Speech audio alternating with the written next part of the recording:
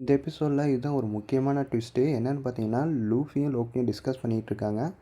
Loki வந்து ஒரு முக்கியமான ஒரு டீலை வைக்கிறான். இந்த மாதிரி என்னை வந்து பிரிசனாக இருந்து ரிலீஸ் பண்ணினா, உன்னோட எதிரி யாராக இருந்தாலும் நான் அவங்கள அழிச்சிருவேன் அப்படிங்கிற மாதிரி ஒரு வாக்கு கொடுக்குறான். ஆனால் அதையும் நம்ம லூஃபி வந்து யோசிக்கிறான், உண்மையிலே ரிலீஸ் பண்ணலாமா வேண்டாமா அப்படின்ட்டு. அப்படியே லூஃபி கொஞ்சம் கொஞ்சமாக லோக்கி கிட்ட பேசிக்கிட்டு இருக்கான். நாங்கள் அப்போ உண்மையிலே எல்பாவில் தான் இருக்கோமா, இந்த விஷயம் ஊசாப்புக்கு தெரிஞ்சதுன்னா ரொம்ப ஹாப்பி ஆயிடுவான் அப்படிங்கிற மாதிரி லோக்கி சொல்கிறது எதையுமே கேட்காம லூஃபி பாட்டுக்கு அவன் பாட்டுக்கு பேசிகிட்டு இருக்கான். இதை பார்த்தோன்னே லோக்கி வந்து ரொம்ப டென்ஷன் ஆகிடுறான். என்னடா இவன் நம்மளை மதிக்காமல் நம்மளை பேசவே விட மாட்டேங்கிறானே அப்படிங்கிற மாதிரியெல்லாம் யோசிச்சுட்டே இருக்கான். ஒரு கட்டத்துக்கு மேலே லோக்கி வந்து டென்ஷன் ஆகிடுறான். டென்ஷன் ஆகி கொஞ்ச நேரம் கத்தாமல் இருக்கிறியா, நான் பேசுகிறது தான் நீ கேட்கணும், நீ பேசுகிறத நான் கேட்க மாட்டேன் அப்படிங்கிற மாதிரி ரொம்ப சவுண்ட் விட ஆரம்பிச்சிடறான். அவன் கத்துனதில் அது ஒரு சவுண்ட் வைப்ஸ் மாதிரி ட்ராவல் ஆகுது அந்த இடம் ஃபுல்லாகவே. ஸோ அந்த இடத்துல இருக்கிற நிறையா மிருகங்கள், நிறைய மவுண்டன்ஸோட கிங்ஸ்ன்னு சொல்லக்கூடிய ஒவ்வொரு அனிமல்ஸுமே அங்கே கேதர் ஆகுது. அப்போ தான் லோக்கி சொல்கிறான், இதுங்க எல்லாமே ஒவ்வொரு மவுண்டன்ஸோட கிங்ஸ், இதுங்க ரொம்பவே பவர்ஃபுல்லான அனிமல்ஸு. ஆக்சுவலி யாரெல்லாம் குற்றம் செய்கிறாங்களோ, யாரெல்லாம் தண்டிக்கணும்னு நினைக்கிறாங்களோ அவங்கள இந்த இடத்துல போட்டுருவாங்க. இதுதான் வந்து ஃபர்ஸ்ட் வேர்ல்டு ஆஃப் எல்பா அப்படிங்கிற மாதிரி சொல்கிறாங்க. அதாவது யாரெல்லாம் தப்பு செய்கிறாங்களோ அவங்கள இந்த இடத்துல தள்ளிடுவாங்க. இது ரொம்ப ஆழமான பகுதின்னு வச்சுங்களேன் எல்பாவில். அது மட்டும் இல்லாமல் இந்த மிருகங்கள் எல்லாமே என்னோடய ஃப்ரெண்டு தான் அப்படிங்கிற மாதிரி லோக்கியும் சொல்கிறான். நீ இங்கேருந்து போகணுன்னா ஒரே ஒரு ஆப்ஷன், என்னை காப்பாற்றுறதா நீ வாக்கு கொடு, இவங்களை தாண்டி உன்னை அமுச்சு வைக்கிறேன் அப்படிங்கிற மாதிரி சொல்லிகிட்டு இருக்கும்போதே அங்கே தான் ஒரு ட்விஸ்ட். என்னென்னா லூஃபி உடனே அங்கே இருக்கிற அனிமல்ஸ் கூட ஃப்ரெண்ட் ஆகிடுறான். லோக்கி பார்க்குறான், என்னடா அவன் இவ்வளோ சீக்கிரமாக ஃப்ரெண்ட் ஆகிட்டானே அப்படிங்கிற மாதிரி ஷாக்காகிறான். லோக்கியும் பார்த்துட்டு அங்கே இருக்கிற அனிமல்ஸ் எல்லாமே லோக்கி கூட ஃப்ரெண்ட் ஆகிடுது. ஆக்சுவலி இந்த கேரக்டர்ஸை நம்ம நிறைய எபிசோடில் பார்த்துருப்போம். லூஃபி ரொம்பவே ஈஸியாக அனிமல்ஸ் கூட ஃப்ரெண்ட் ஆயிடுவான். இது ஒரு இன்டைரக்டான சைன் ஆஃப் சன் கார்டுன்னு சொல்லலாம். ஏன்னா சன் கார்டாக இருக்கிறவங்களுக்கு இந்த ஒரு கேரக்டரிஸ்டிக்ஸ் இருக்கும். லோக்கி பார்த்துட்டா என்னடா இவன் இவ்வளோ ஃப்ரெண்ட்லியாக இருக்கானே அப்படிங்கிற மாதிரி பேசிகிட்டு இருக்கும்போதே பக்கத்தில் ஒரு சில 2-3 ஹியூமன்ஸும் இருப்பாங்க. அவங்களும் இங்கே சர்வே பண்ணிட்டு தான் இருப்பாங்க.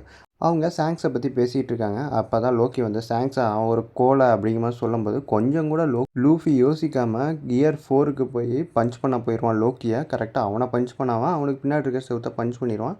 சரி, என்னை மன்னிச்சது, இனிமேல் நான் சாங்ஸை பற்றி எதுவும் தப்பாக பேச மாட்டேன். ஆனால் ஒரு டீல், இதுக்கப்புறம் நீ ஏதாச்சும் சாங்ஸை பற்றி தெரிஞ்சுக்கணுன்னா என்னை ஃப்ரீ பண்ணால் மட்டும்தான் முடியும் அப்படிங்கிற மாதிரி அங்கே ஒரு டீலை வச்சிடறான்.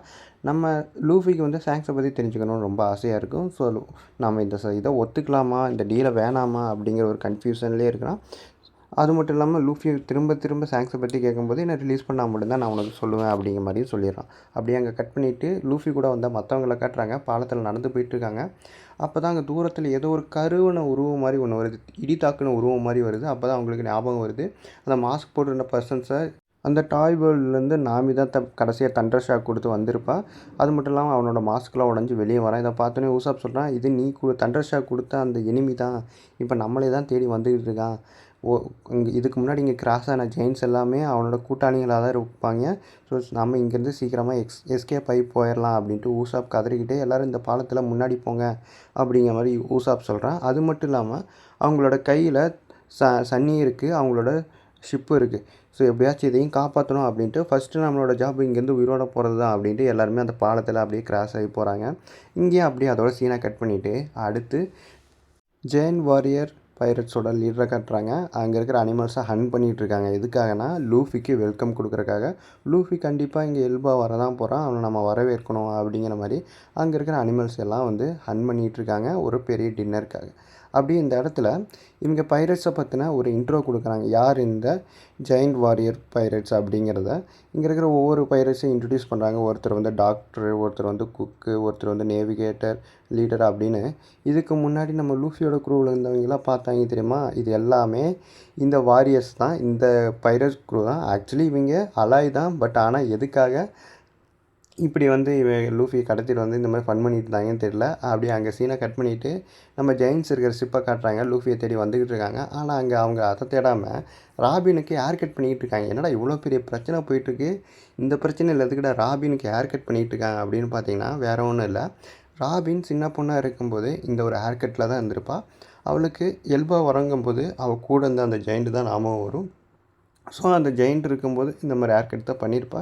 ஸோ இப்போ நான் அந்த குழந்தை பருவத்துக்கே போகணும், அந்த மாதிரி இருக்கணும் அப்படிங்கிறக்காக ப்ரோ கிட்ட இந்த மாதிரி எனக்கு ஹேர் கட் பண்ணிவிட அப்படிங்கிற மாதிரி கேட்டிருப்பா. ஸோ அதுக்காக அவனும் ஒத்துக்கிட்டு ஹேர் கட் பண்ணி விட்ருப்பாங்க. அவள் உண்மையிலேயே இந்த ஹேர் கட்டில் ரொம்ப அழகாக இருப்பாங்க. இந்த ஷிப்பில் இருக்கிறவங்க எல்லாருமே இந்த ஹேர் கட் நல்லா இருக்குன்னு தான் சொல்லுவாங்க. ராபினோட ஹேர் கட்டிங்கை பார்த்துட்டு சரி நம்ம ஒரு வழியாக எல்பாக்கு வந்துட்டோம் அப்படிங்கிற மாதிரி பின்னாடி இருக்கிற ஒரு ஜெயின்ட் சொல்லுது. என்னென்னு பார்த்தா அவங்களுக்கு முன்னாடி ஒரு பெரிய ஒரு தீவு இருக்குது, ஜெயின்ட் சைஸில் தீவு. அது வேறு ஒன்றும் இல்லை, இதுதான் எல்பா, உங்களே நாங்கள் எல்பாக்கு வரவேற்கிறோம் அப்படிங்கிற மாதிரி இந்த எபிசோடை முடிச்சிடறாங்க. இதுக்கப்புறம் என்ன நடக்குங்கிறத நெக்ஸ்ட் எபிசோடில் பார்ப்போம். ஸோ இதுக்கப்புறம் ஒரு பெரிய பேட்டிலே காத்துட்ருக்குன்னு நினைக்கிறேன். ஸோ நெக்ஸ்ட் எபிசோடில் என்ன நடக்குதுங்கிறத பார்ப்போம்.